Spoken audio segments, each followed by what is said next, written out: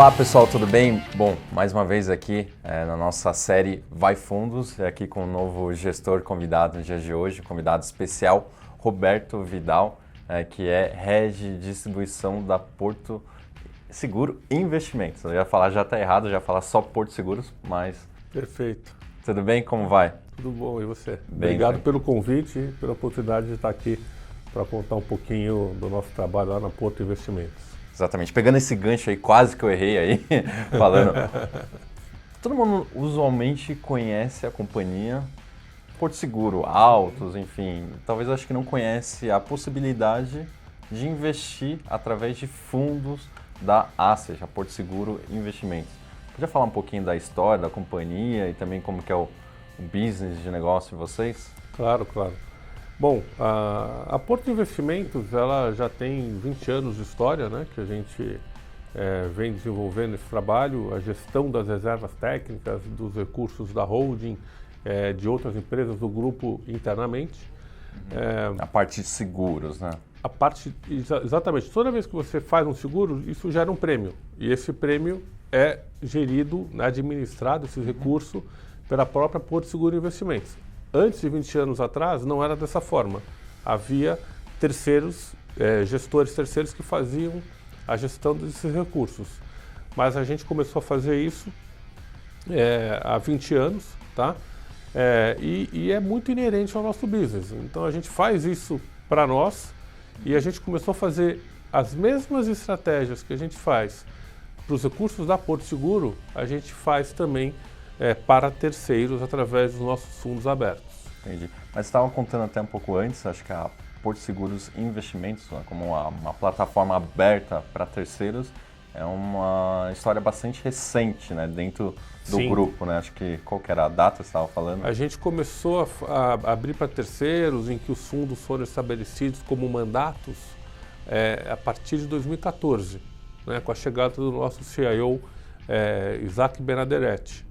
Legal. Então a gente começou a ter isso de uma forma estruturada e começamos a colocar os nossos produtos disponibilizados através das plataformas, através de outras instituições financeiras, distribuidores autônomos e também para grandes investidores, né, institucionais e corporativos.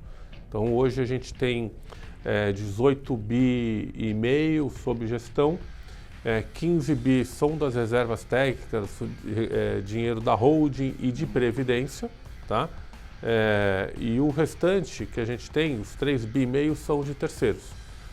Nossa estratégia, o nosso objetivo é conseguirmos crescer para que o recurso de terceiros seja suplante até ultrapasse o montante das reservas do grupo. Uhum.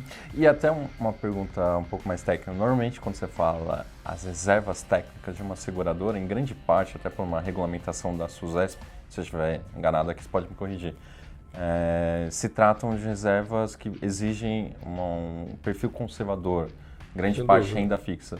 Mas vocês não se limitam só a ser gestores de renda fixas, mas vocês têm outros tipos de estratégias, né? Como fundos multimercados. Poderia falar um pouquinho, até falando um pouquinho dos principais produtos que estariam disponíveis para os investidores? Perfeito. As reservas técnicas, né? A gente tem as reservas que são de garantia e as reservas livres, né? Nas reservas de garantia, a gente tem, de fato, que fazer uma gestão bem mais conservadora. Sim, por exigência regulamentar. Por exigência regulamentar. Então, a gente tem que depositar lá e aí uma espécie de um ALM que nós fazemos e a gente deixa esses recursos ali prioritariamente na renda fixa, tá? Muito ligado a investimento em juro real, né, estratégias ao IMAB, o benchmark IMAB, tá, que é inerente, mais ligados à inflação. Mas a gente tem as reservas livres, que aí sim a gente pode investir com estratégias em multimercados, estratégias com perfil em mais ações, agressivo, né? Crédito, perfil mais agressivo. Então, o que a gente tem hoje lá que vale a pena comentar? Então, a gente tem estratégias de crédito high grade, Então, high grade, é importante colocar isso, que a gente não é high yield. A gente vê muita concorrência hoje entrando em todas as emissões, né? E aí você vê que isso pode acontecer um problema lá na frente. A gente, graças a Deus, nunca tivemos um problema, a gente se cerca de todas as análises, todos os filtros. Né? Você segue o conservadorismo, de certa forma, das reservas técnicas para gestão de terceiros. Exato. Que investem dentro dessa parte aí de renda fixa high grade. Exato. Até porque o nosso fundo aberto, o Porto Seguro daí Crédito Privado, ele é um fundo que ele tem muito a característica de liquidez, gestão de caixa. Né? É um fundo bem grande, um fundo que tem hoje quase 1.700 milhões de patrimônio. E esse fundo, ele é liquidez diária, D0 D0. Então você investe, D0 cotiza, se você for sacar, você pede o dinheiro hoje e hoje ele já está na sua conta. Então a gente tem que ter muita prudência e conservadorismo nessa gestão. Sim. Mas mesmo assim, o fundo historicamente ele tem um retorno de 103%, 104% do CDI. Então assim, ele é um dinheiro de liquidez diária e que ele te agrega um valor ainda, que te gera um alfa em relação ao benchmark. Legal. Tá? Um retorno líquido. Né?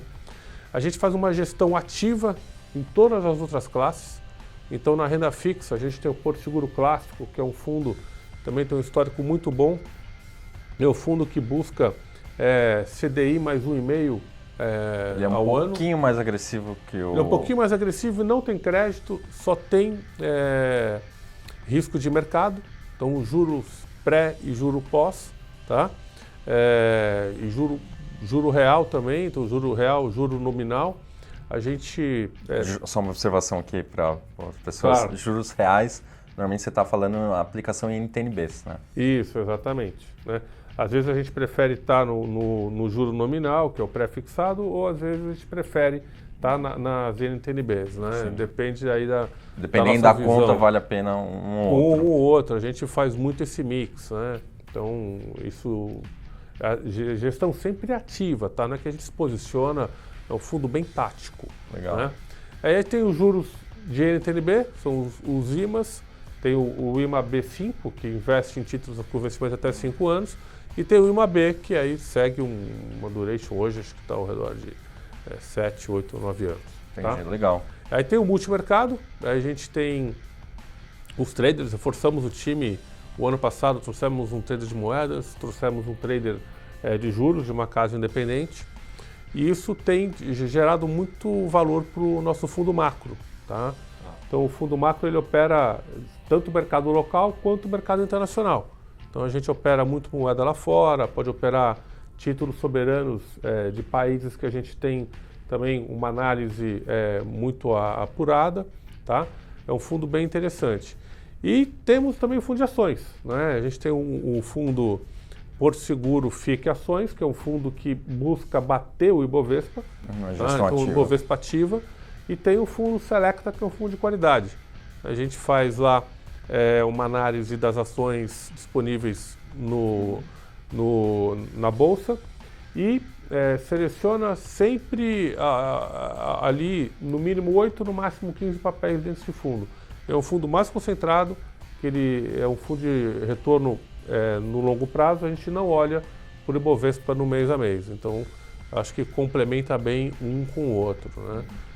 Essa é resumidamente, a nossa grade de produto. E acho que você também tinha um fundo de fundo, né? Também, a gente tem um fundo de fundos, que a gente... seleção própria de vocês. Seleção própria que a gente aloca nos melhores fundos do mercado em relação à nossa análise. Legal. Você tinha até comentado, falando um pouquinho de alguns nomes que estão dentro desse fundo, e eu achei bastante interessante porque algumas casas que você citou são casas que têm veículos fechados, mas que para vocês essa porta ainda está aberta. Então, de maneira geral, o varejo não consegue acessar, mas vocês, a nível de institucional, vocês conseguem. Então, seria um veículo bastante aderente aí sem dúvida, para o investidor participar. A gente tem fundos fechados, então a gente tem o Adam, tem a SPX, tem o Verde, a gente tem o Bahia. Bino Longshore, tem o Bahia Maraú, então a gente tem uma cesta muito boa de gestores e tem gerado um retorno consistente. A gente está muito bem superior ao CDI, em janelas de 12, 24, 36 meses. Então, produto bem interessante de fato. Legal. E Roberto, a gente já falou um pouco da casa, dos produtos, mas agora fazendo uma pergunta um pouco mais difícil até, obviamente. Como vocês estão vendo para 2019? O mercado, de certa forma, começou bastante positivo em janeiro. A gente agora teve o mês de fevereiro marginalmente negativo. E março começa ainda, obviamente, a gente ainda está no começo do mês, mas não com ventos tão favoráveis como a gente estava vendo aí recentemente. O que vocês olham assim de maneira um pouco macro, que isso pode até ter uma influência também nos produtos? Qual que é a visão genérica aí para vocês nesse momento? Obviamente, nesse momento, mas visão estática mais ou menos nesse contexto.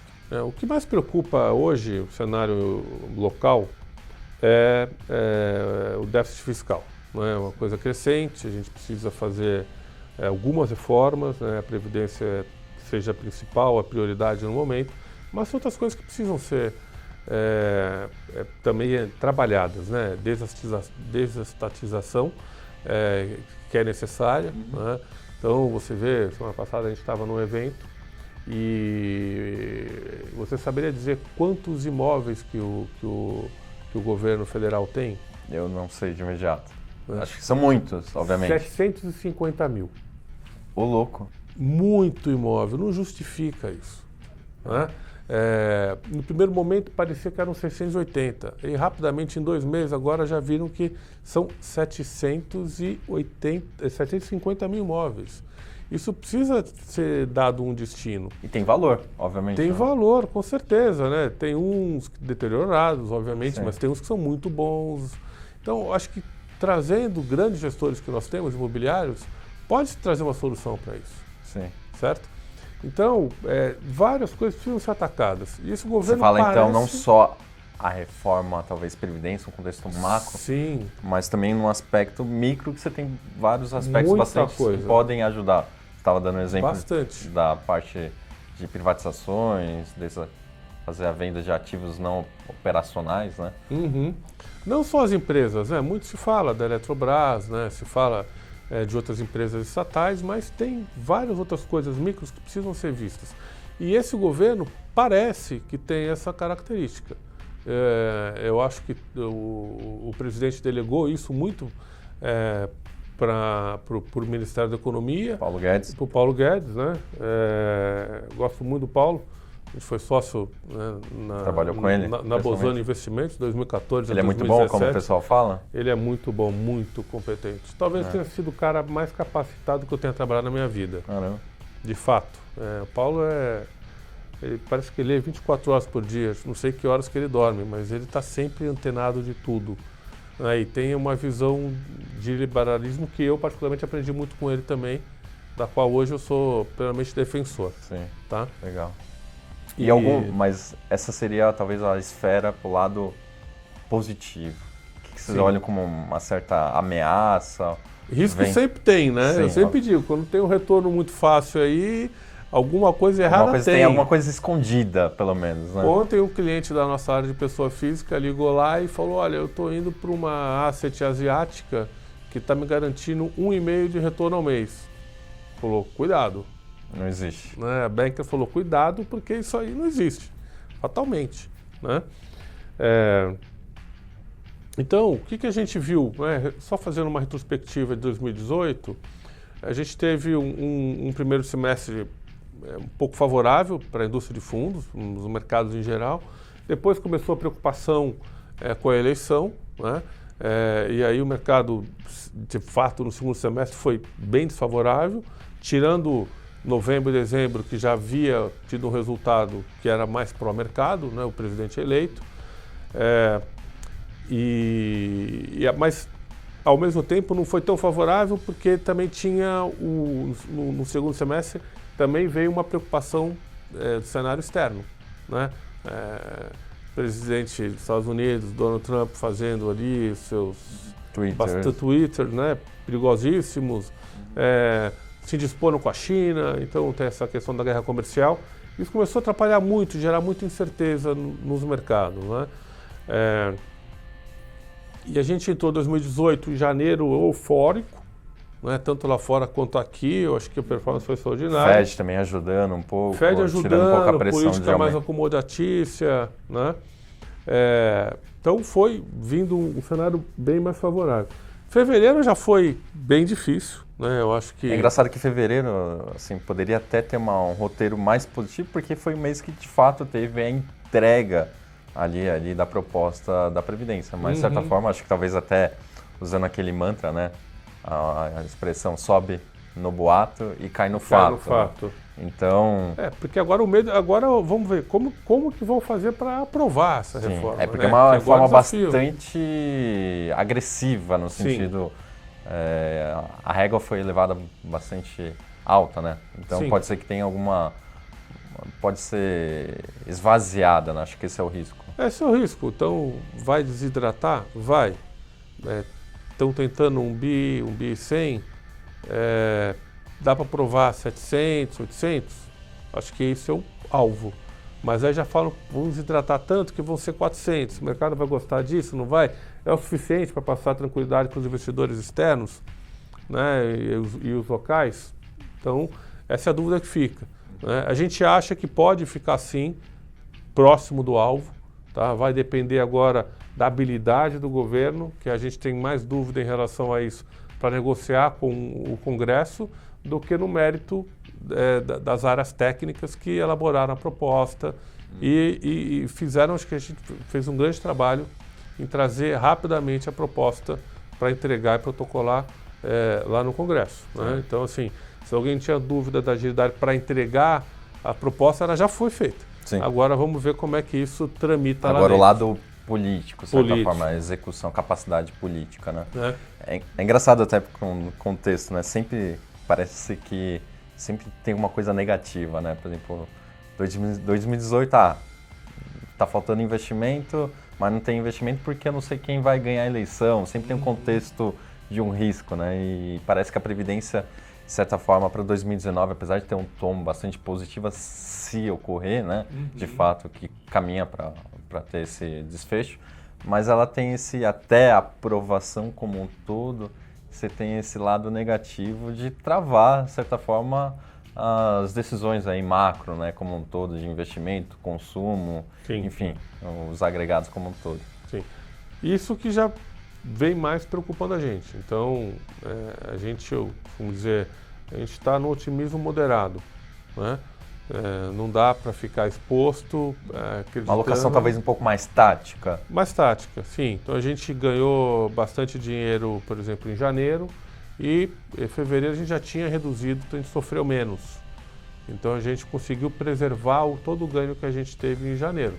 Então a gente acredita que a trajetória é positiva, ela é otimista, mas a gente tem que trabalhar de fato todo dia para fazer ali as posições se defendendo de, vamos dizer, que desafios que vêm aí pela frente.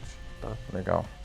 Bom, Roberto, acho que de certa forma era isso. Eu agradeço muito a sua atenção, a disponibilidade e agradeço mais uma vez. Eu que agradeço a oportunidade e que a nossa parceria aqui com a Necton seja bastante longeva e crescente. Legal. Bom, agora, teoricamente, já que a gente foi apresentado à gestora e aos produtos, eu gostaria de deixar o convite para vocês. Então, os produtos da Porto Seguro estão disponíveis nas nossas plataformas. Então, invistam no Porto Seguro aqui na Necton. Muito bom para finalizar. Muito obrigado, Roberto, mais uma vez. Até mais. Tchau.